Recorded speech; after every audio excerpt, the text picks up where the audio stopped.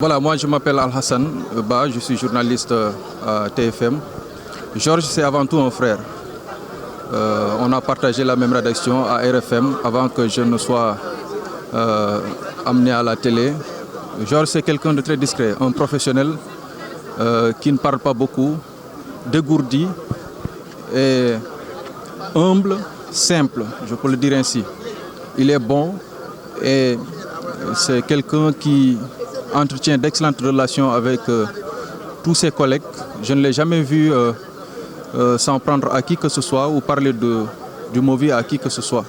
Donc c'est quelqu'un qu'on nous tous nous estimions par rapport justement à ses qualités, ses valeurs qu'il incarnait. Et nous l'avons perdu. C'est la presse sénégalaise qui est endeuillée aujourd'hui. Il faut parler, quand quelqu'un disparaît, on parle d'abord de la personne.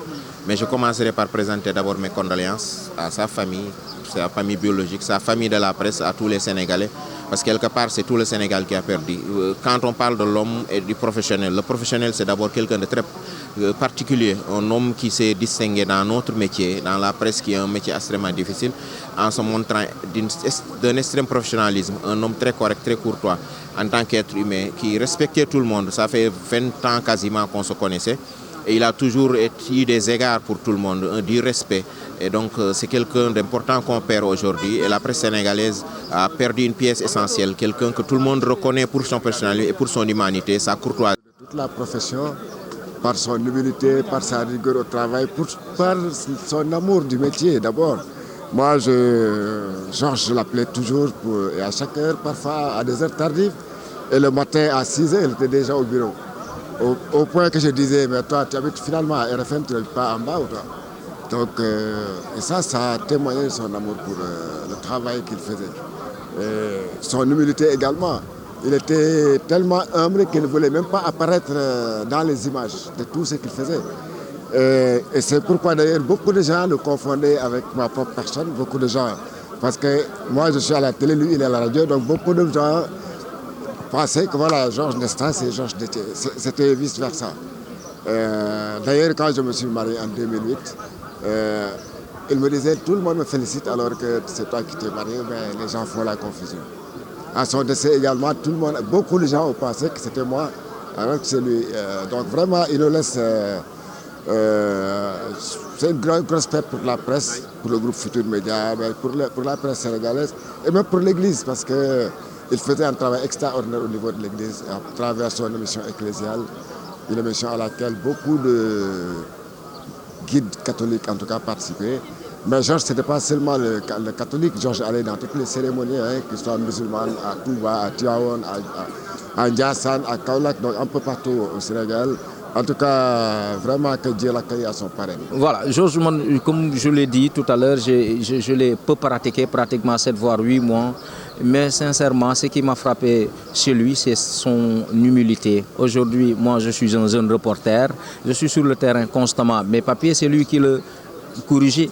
Il y avait d'autres qui corrigeaient mes papiers, mais le plus souvent, Georges corrigeait mes papiers. Aujourd'hui, lorsque je lui remettais mes papiers, c'était quelqu'un qui les corrigeait de façon très humble. Il n'a jamais véritablement montré que voilà. Donc cela m'a frappé chez lui. Et aujourd'hui, je pense que l'honorable l'a martelé aussi. Georges était quelqu'un de très impartial quand il traitait l'information. Et donc, en tant que jeune journaliste, je pense que son modèle m'interpelle et interpelle donc toute la nouvelle génération de journalistes. Il faut qu'on apprenne ou il faut qu'on apprenne donc de lui pour véritablement faire notre travail convenablement. Au niveau de la rédaction, il y a Douane Souleymanian qui l'a dit hier, c'était l'épine dorsale de la rédaction, mais avec son humilité, il est toujours resté très neutre, très humble, sans que personne vraiment ne cherche absolument rien de tout. Maintenant, ce qu'il faudrait aussi retenir est que Georges, aujourd'hui, il a fait son travail plus de 2 décennies dans une rédaction où pratiquement il faisait partie des métronomes et il n'a jamais escandé quelque part où il était ceci ou il était cela. Donc ça, c'est une marque de modestie qu'aujourd'hui, la nouvelle génération devrait véritablement s'inspirer. De sa levée du corps, vous comprendrez aisément que les images parlent mieux que les mots. Cette foule immense qui est venue à l'hôpital de Fann, déjà, est un signe pour montrer que tout le monde qui s'est déplacé n'est pas journaliste ici, n'est pas de la presse. Donc il y a même des citoyens lambda qui ont tout laissé et qui sont venus rendre un dernier hommage à Georges Déthié Diop. Et ça veut tout dire. Parce que Georges, il est parti, mais il nous a laissé des leçons de vie et des leçons professionnelles. Parce qu'il est mort quand même, il est décédé les armes à la main. Celui qui travaille presque H24, il a dédié sa vie à son outil de travail, à la profession de journaliste. Je pense que ça doit nous faire réfléchir dans ce contexte où le journalisme est décrié, le journalisme est défié, le professionnalisme est remis en cause et Georges symbolisé de tout ce qu'il y a de professionnel dans ce métier-là. Il nous laisse avec des valeurs et des leçons de vie. Je pense qu'ils doivent nous servir de vigie et de boussole.